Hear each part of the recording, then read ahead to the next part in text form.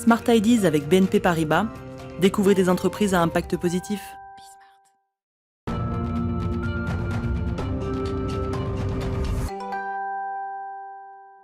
Smart Ideas, la start-up du jour s'appelle Seconde Chance. Bonjour Maxence Collin. Bienvenue. Bonjour. Vous êtes le cofondateur de cette marque de sneakers engagés créée il y a moins d'un an. C'était novembre dernier. C'était quoi votre idée de départ, votre envie de départ? Notre envie de départ, c'était vraiment de créer une entreprise qui ait des valeurs fortes, sociales et humaines et écologiques. Étant des passionnés de basket avec la cofondatrice, on voulait vraiment s'engager dans cette démarche. Et on savait justement par rapport au monde de la basket que la vraie problématique du secteur, c'était la fin de vie de ces baskets.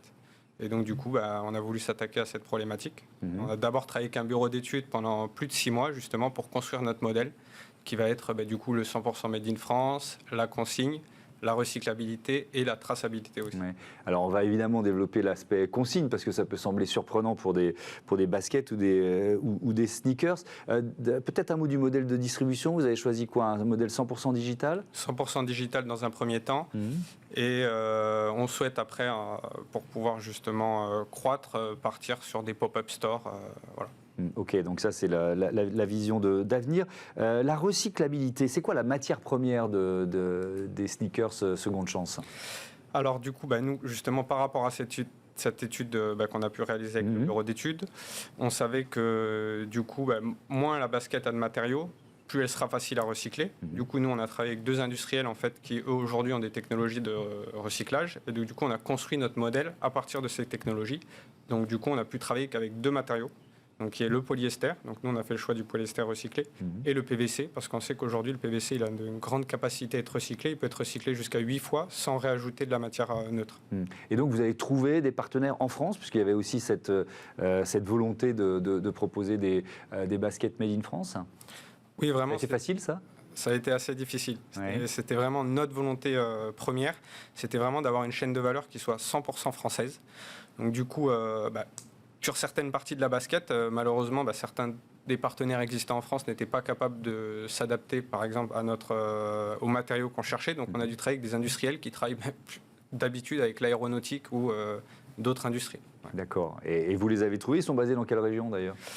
Par exemple, pour tout ce qui est le PVC, on travaille avec MCCP qui est situé en Vendée. Et après, on va dire nos 2 vraiment zones de partenariat, c'est tout ce qui est Cholet, donc l'ancienne industrie Bastion, tout ce qui est basket textile, et la zone Rhône-Alpes partant de Lyon jusqu'à justement Valence, l'Ardèche, voilà, toute cette partie-là.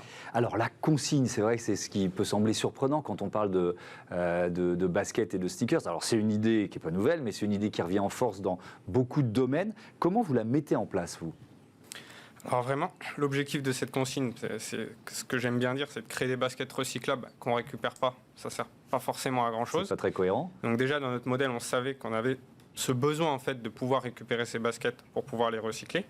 Et donc du coup, on s'est orienté du coup sur le modèle allemand, qu'on avait pu nous connaître sur le fait quand on achète même une bouteille en verre de bière ou autre, du coup on ramène sa bouteille. Donc nous on est parti de ce modèle-là. Après on a interrogé du coup, on a fait une étude qualitative et quantitative pour comprendre un peu les véritables enjeux.